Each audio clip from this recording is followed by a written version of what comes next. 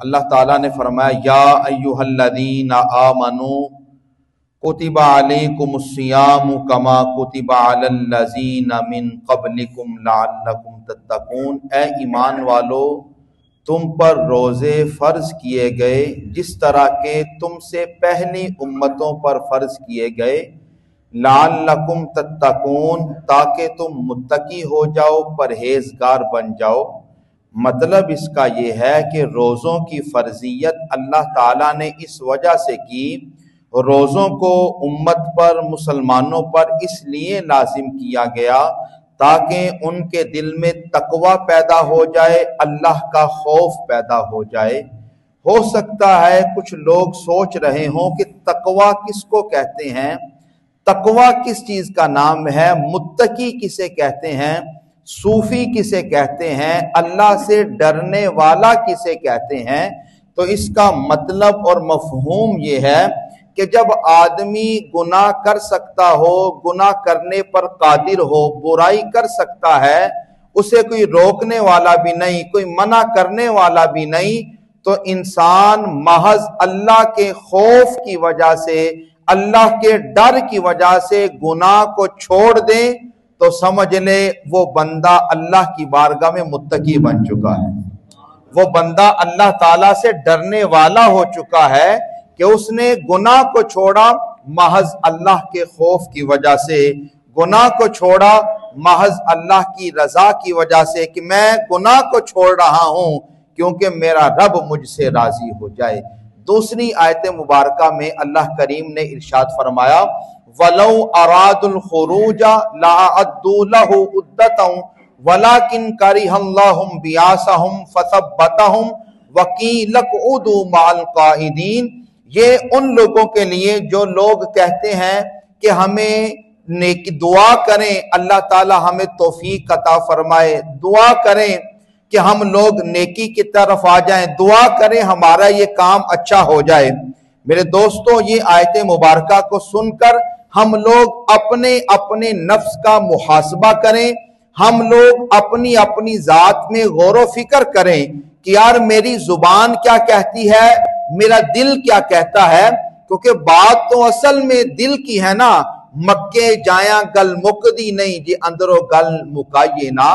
مزہ ہی تب آتا ہے کہ جب انسان کے اندر جو ہے وہ کچھ کہنے کے لیے، کرنے کے لیے تیار ہو جائے، تو پھر اللہ تعالیٰ اس نیت کے مطابق بندے کے لیے رستوں کو بھی کھول دیتا ہے،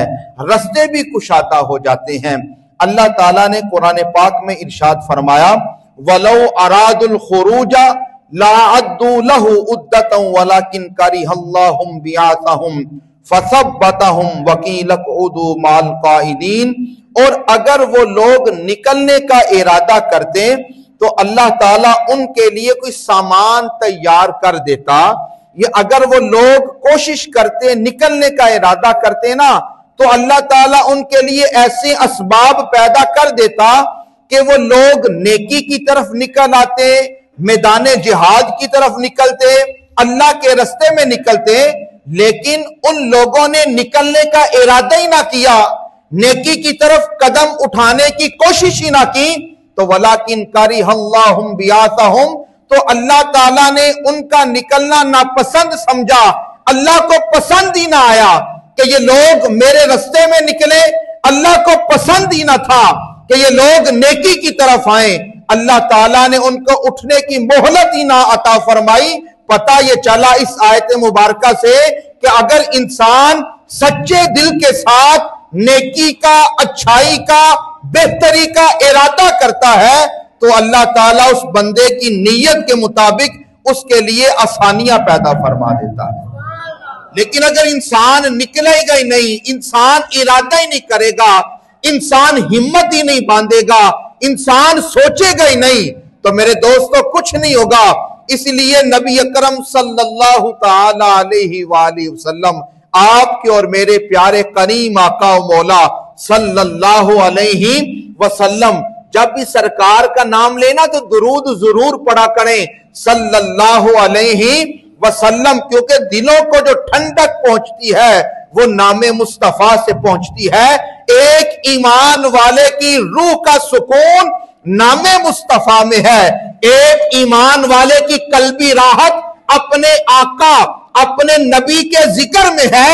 ایک ایمان والے کو سکون اسی وقت پہنچتا ہے جب وہ اپنے آقا کا ذکر کرتا ہے، کیونکہ انسان جب سرکار کا ذکر کرتا ہے اللہ اپنی رحمتوں کو نازل فرماتا ہے، رب کریم بندے کے گناہوں کو معاف فرما دیتا ہے۔ وہ لوگ اللہ کو بڑے پسند ہیں جو نام مصطفیٰ سن کر اپنے نبی پہ درود بھیجتے ہیں۔ آپ کے اور میرے سونے لجپال کریم آقا و مولا صلی اللہ تعالی علیہ وآلہ وسلم نے فرمایا کہ اللہ کریم نے رب کریم نے ہر عمل کا ایک درجہ رکھا ہے، ہر عمل کا ایک ثواب ہے کہ رب کریم بندے کو ہر عمل کا ثواب 10 گنا سے لے کر 700 گنا تک عطا فرماتا ہے۔ بندہ کوئی نیکی کرے اس نیکی کا ثواب کتنا ہے، وہ جتنا اندر خلوص ہوگا اللہ تعالیٰ اس کے مطابق